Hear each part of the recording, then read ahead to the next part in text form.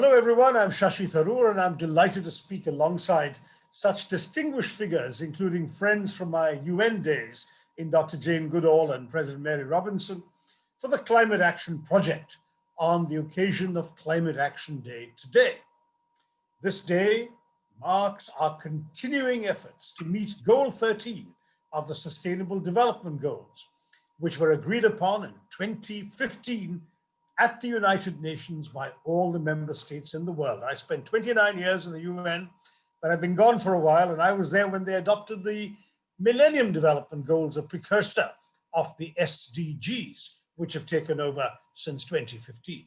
And I think that's particularly inspiring that your movement is strongly led by students and teachers, because it's clear that education is the only path to a truly society-wide movement to end harmful climate emissions. Now, as I said, I left the UN more than a dozen years ago, and I'm in India now as a third-term member of parliament.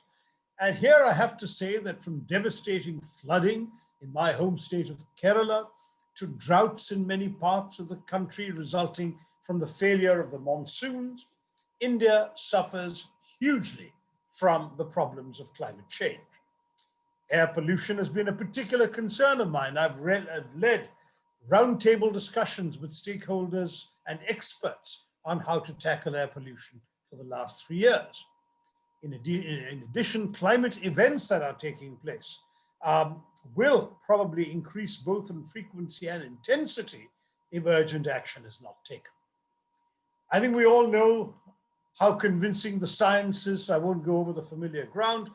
But behind the science are stories of drastic human suffering. Farmers in distress in India committing suicide as crops fail. Ordinary Indians losing their livelihoods because of cyclones. Relatively poor people finding their homes and their life savings destroyed in mudslides. All of these things happen because of climate change. And extreme rises in temperature cause heat stress. A loss in productivity by 2030 could be equivalent to losing 34 million jobs in a country where unemployment is already at record highs. Now, to be sure, India's per capita contribution to global emissions isn't all that bad. If you look at it in terms of our population, it's well below China and the US, which each contribute about 20% or more than 20% of global emissions. India is still under 5%, and we've made strides in recent years. But we still have a lot of unclean energy being generated. It is said that 68% of emissions in India come from unclean sources like coal-fired thermal plants. Polluting public and private transport are widespread, and they're in dire need of an upgrade. Road vehicles in India are expected to reach 200 million vehicles within 10 years by 2030. And they already contribute to a third of particulate air pollution.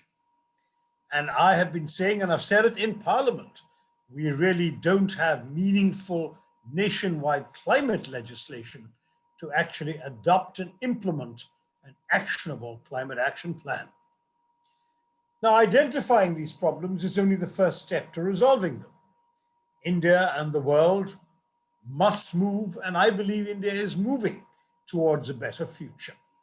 For example, according to non-governmental sources, if we continue with our present efforts and plans, as much as 49% of Indian energy might be renewable by 2040.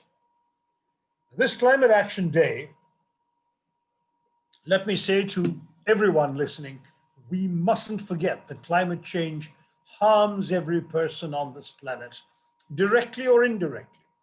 It's an issue that crosses boundaries of nationality and class, of religion and gender, but it burdens the poor most onerously. We therefore must listen to the scientists who tell us where we're heading, and we must take enough action so we're able to decide that direction for ourselves, and it must be the right direction towards conquering our own failings that have damaged the climate. I do hope that by pursuing quality education And by uniting students and teachers from every corner of the world, getting them to exchange findings, getting them to share solutions, you at the Climate Action Project can bring about substantive change in the way our societies think about these problems. All the best and good luck. The planet needs you.